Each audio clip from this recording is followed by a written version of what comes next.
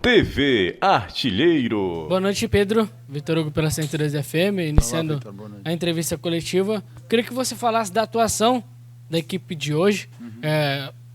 Se tirou, e se tinha também aquela mochila, né, que você até citou no último jogo, sobre a equipe não vencer fora de casa. Se traz agora um alívio essa vitória aqui contra o Fortaleza. Não, de maneira nenhuma. Não traz alívio nenhum. Nós jogamos em qualquer jogo, em qualquer estádio, perante qualquer adversário, sempre com o máximo respeito, mas sempre com a ideia de ganhar e de obter mais 3 pontos. Eu acho que é muito mais importante falar sobre aquilo que foi a história do jogo do que estar a falar se era importante ganharmos ou não ganharmos, ou se dá alívio ou não dá alívio. Acho que isso não tem nada a ver aqui para o contexto.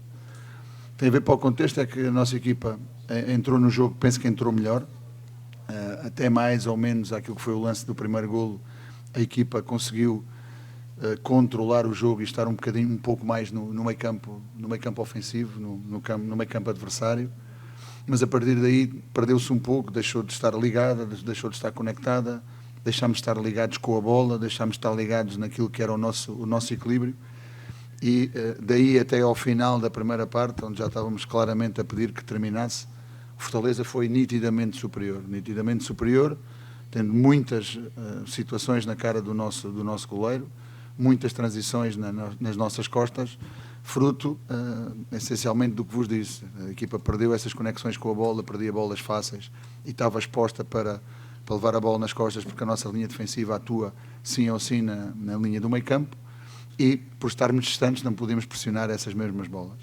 Tentámos corrigir, em particular naquilo que foi fechar os corredores laterais no segundo tempo, logo ao intervalo, com a entrada do Sorriso e a entrada do Andrés.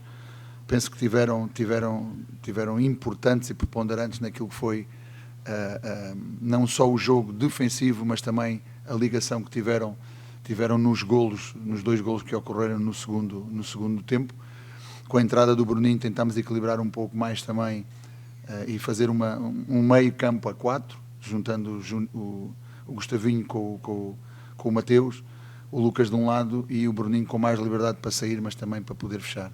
A equipa foi mais compacta, foi mais coesa, soube controlar muito mais os tempos com bola e fez com que a equipa adversária já não conseguisse ter o espaço que tinha nas costas. Tentou, continuou a tentar, chegou pelo menos mais um par de vezes, não conseguimos, obviamente, anular todas essas iniciativas do adversário, e soubemos também controlar o jogo num bloco médio, em termos daquilo que era fechar os espaços no caminho para o nosso golo.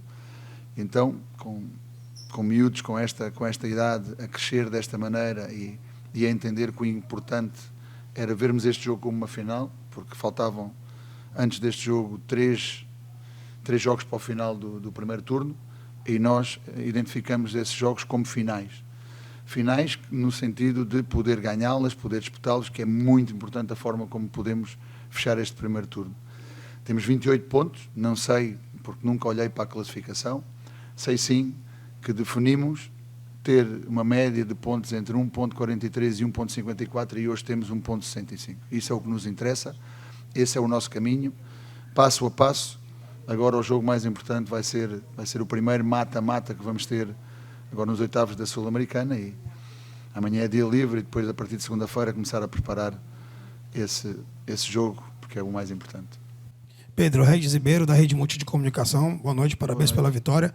A minha pergunta é, na verdade, um questionamento. Você falou aí um pouco da importância dos jogadores que vieram do banco. A força do teu banco foi importante para a vitória. Mas também tem um jogador que foi preponderante, que foi um guerreiro dentro de campo e conhecido da torcida do Fortaleza, né? O Capixaba. Fala um pouquinho da importância tática dos seus jogadores que vieram do banco e também da importância do Capixaba para o Bragantino.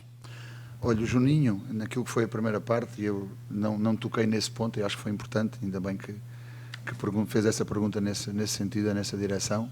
Nós estávamos a perder muitos duelos, e o único jogador que estava a ganhar duelos e a disputá-los com a intensidade que merece qualquer jogo profissional, foi o Juninho. E isso nós reforçamos no intervalo e reforçamos aqui. Foi ele que contagiou a equipa nesse sentido. Fraturou um dedo na final da primeira parte. Fraturou o dedo naquela bola que tem que dividir uma vez mais com o Marinho, onde teve ali duelos bastante interessantes. É um jogador que tem estas características, tem esta abnegação, tem esta entrega ao jogo. Sentia também, obviamente, a parte emocional de ter estado aqui e ter dado tanto a este clube também, e agora quis demonstrá-lo que está do outro lado e como grande profissional que é, a capacidade de o fazer e aquilo que pôs no campo. Como lhe dizia, em termos daquilo que foram as substituições, nós procurámos ter mais intensidade e agressividade nos corredores. O Vitinho não é um jogador que esteja tão habituado a defender e a defender numa posição quase como lateral, ou seja, nós queríamos que ele fosse ponta e fosse lateral ao mesmo tempo. Não teve um jogo tão conseguido nesse sentido, e o Caleb estava a criar muitos desequilíbrios por ali. Então, é melhor do que o Andrés, que por exemplo na seleção equatoriana joga numa estrutura parecida a esta, entrou, equilibrou. Penso que por ali já as coisas melhoraram muito em termos defensivos, melhorando em termos defensivos, melhoraram também ofensivamente. O Luan é um jogador, fez o primeiro gol, ele tem esta qualidade e esta capacidade nas duas áreas, é um jogador importante para nós. É um jogador que esteve afastado 4 meses, teve uma fratura de stress na tíbia, vem de uma intervenção cirúrgica, obviamente não tem ritmo, não tem muitos minutos, tal como o Léo, que vem então de 8 ou praticamente 9 meses de pausa e está a iniciar também agora o seu processo. Sendo um lateral de origem, não estava a ajudar tanto o Juninho e o Marinho, e com mais um outro jogador que caía naquela zona, estávamos a criar também ali muito 2 contra 1. Depois, no meio campo, como estávamos sempre a sair a destempo e estávamos desequilibrados, o Mateus muitas das vezes era ultrapassado porque estava só, quer em superioridade numérica, quer porque os outros 2 já tinham sido eliminados. Então resolvemos juntar o Mateus e o Gustavinho para estarem mais fixos na frente do nosso espaço central.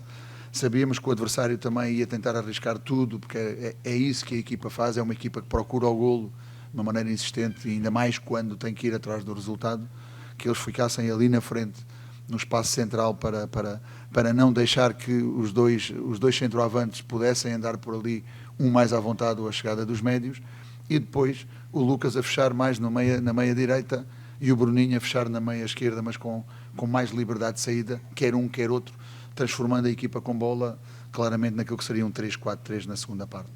Melhorou isso, melhorou a competitividade da equipa, melhorou a compactação da equipa e melhorou essencialmente aquilo que também tínhamos dito à equipa.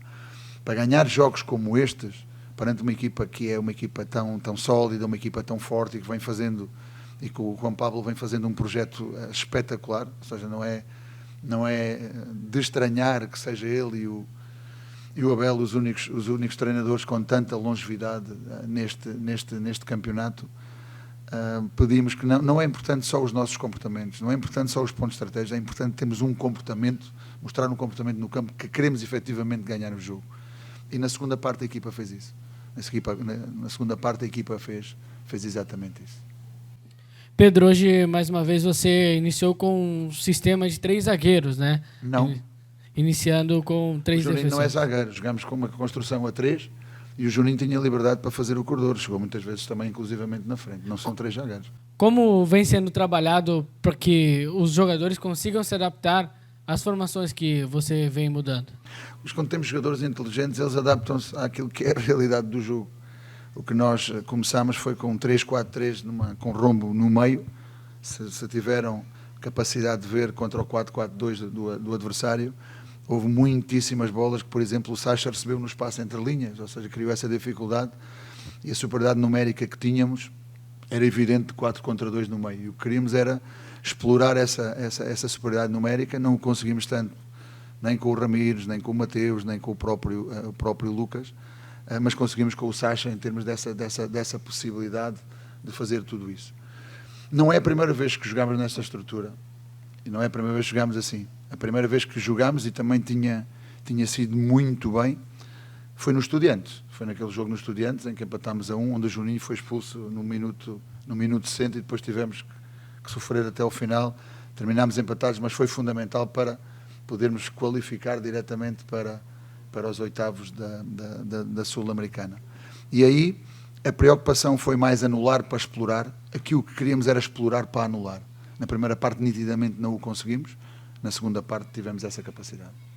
Obrigado, professor. Obrigado, pessoal. Encerramos a entrevista coletiva do técnico Obrigado. Pedro Caixinha. TV Artilheiro.